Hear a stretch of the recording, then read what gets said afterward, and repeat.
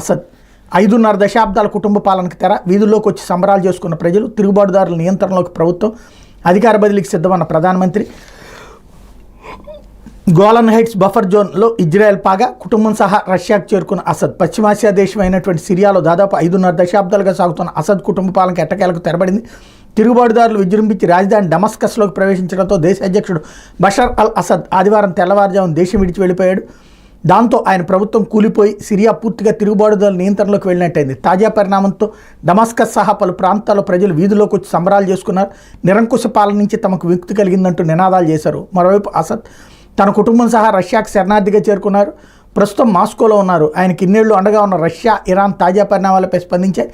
అధికార బదిలీపై తిరుగుబాటుదారులతో చర్చలు జరిపాక Asad Syria వీడారని Moscow తెలిపింది. ఇక విదేశీ జోక్యం లేకుండా సిరియన్లే తమ దేశ భవిష్యత్తు నిర్ణయం తీసుకోవాలని ఇరాన్ సూచించింది. ఇది ఓవరాల్గా జరిగింది ఏంటంటే ఆఫ్ఘనిస్తాను, సిరియా, లేకపోతే మా బంగ్లాదేశ్, ఇట్లా ప్రతి దేశము కూడా ఏవైతే ముస్లిం దేశాలలో వాళ్ళల్లో వాళ్ళు తగవులు పడి చివరికి